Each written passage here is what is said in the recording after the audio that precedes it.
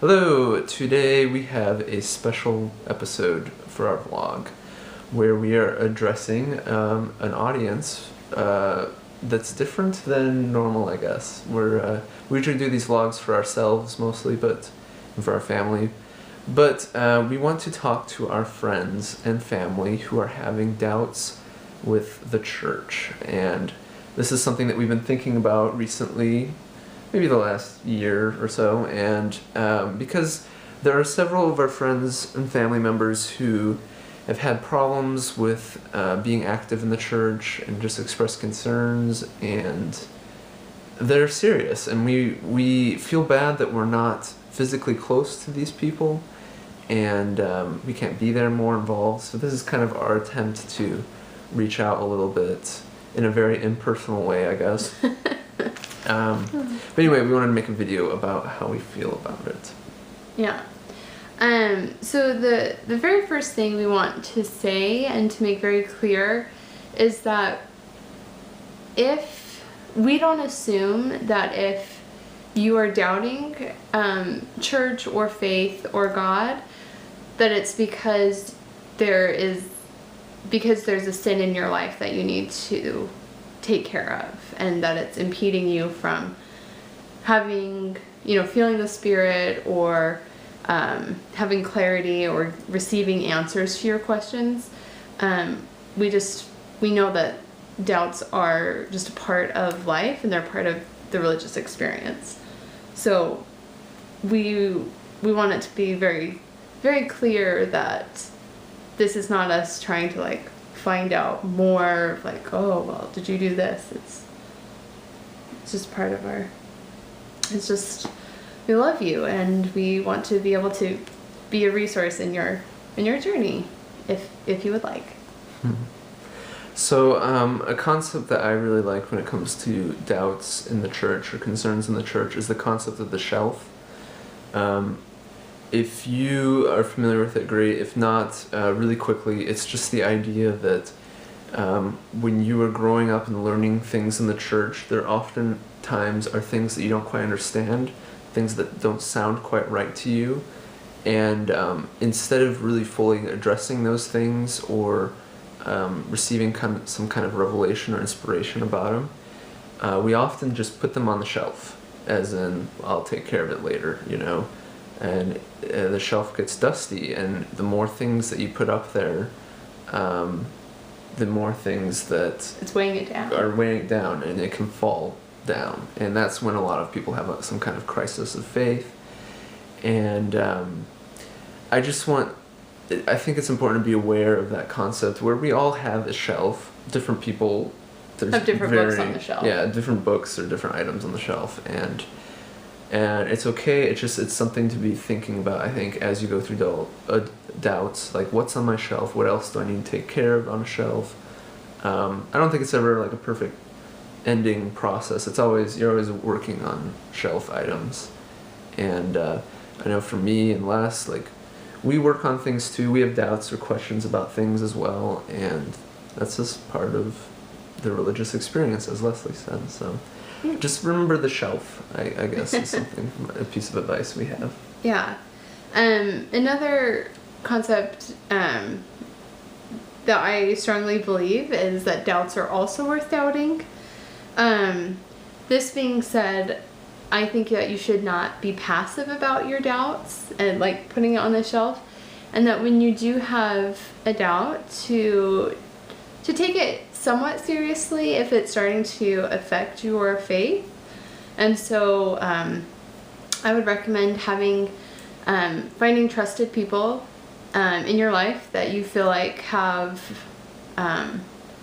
strong religious understanding. So maybe a bishop, or a close friend, or a family member that you trust and that won't judge you or just try and tell you to stop thinking, but that will try and help you work through it, and that can hopefully direct you to different sources or different scriptures, or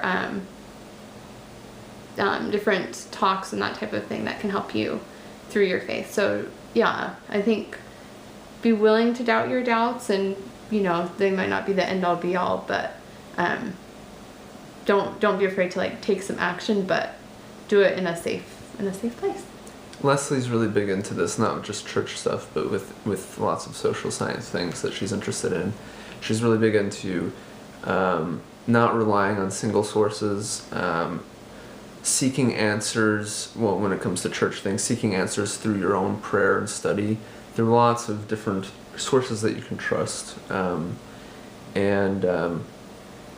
We can't stress enough how important that is, of actually taking time to meditate and pray on things, instead of just kind of clicking from one thing to the next that leads to you to a lot more confusion or things like that. It's really important to just stick with sources that are varied and trustable and like reliable. So. Yeah, not to talk about this too much, but I think a lot of times we put too much weight into like a journal account, or a singular passage of like a singular historical document.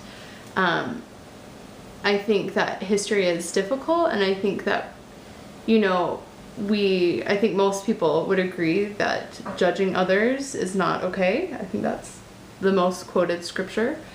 But I think we love to judge people from the past, whether they're, historical figures or religious figures. We love to like don the robes of judgment and say, oh, they were a great person, or oh, this person was actually really awful.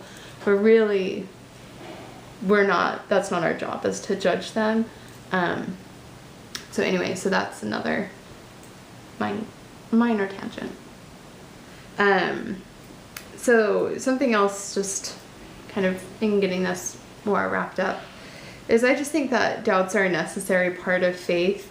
We call it faith because we don't know everything. And I think as Mormons, our doctrine is very well fleshed out. Like, for the majority of questions, there's an answer. And it's a pretty good answer, and it's usually cited in different places and lots of talks, and there's all sorts of answers that go together.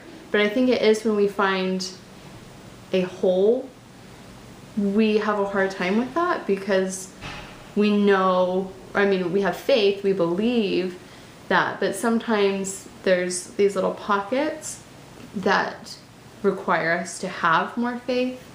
And I think that it doesn't necessarily mean that that pocket isn't true, or that that will change, or that it's not valid part of the gospel. I just think that that's requiring us to use more faith and rely on the Lord. And I do think that all of our questions will be answered one day, but I definitely don't think that they'll all be answered before we die. And I think that keeps part of the mystery and part of the hope alive, I think. I think sometimes people that are worried, that have these doubts, or they're questioning who they are in really fundamental ways, they often are not. They often say that I don't fit in this kind of mold that I see other members of the church fitting into, and therefore they kind of estrange themselves. And I think that I think it's very normal to not feel comfortable feeling different than other people. Like, that's a very normal way to feel if you don't look the same, if your life doesn't look the same. So, like, just validating those feelings. So, something that we talk about quite a bit is that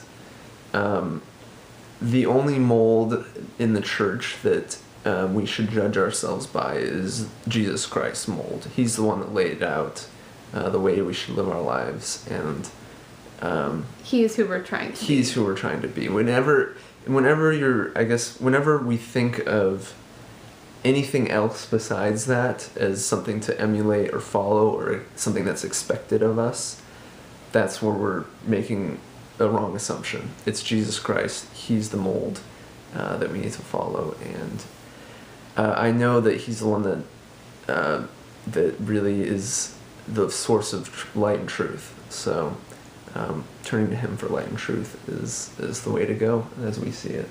Absolutely. And we just want to finish with just saying that we are so grateful for the friends and family that we have. And it breaks our heart when we see people divide over religious, differences or, different personal convictions. And the church is very important to us, and we love being members. It brings a lot of, it brings probably the greatest joy to our lives. And it gives us such a strong sense of direction. And it's also brought us so many rich experiences. And so we just want to encourage you, if you are at a point in your life where you're not sure whether or not you should stay, we want to say we love you, and that I think that the church is for everyone, and we would love to have any conversations, of whether it's over the phone or Skype, and obviously we don't want to debate or push our thoughts onto you, but if you need someone to talk to, we would love to be those people for you. And I think that's all. All right, thanks.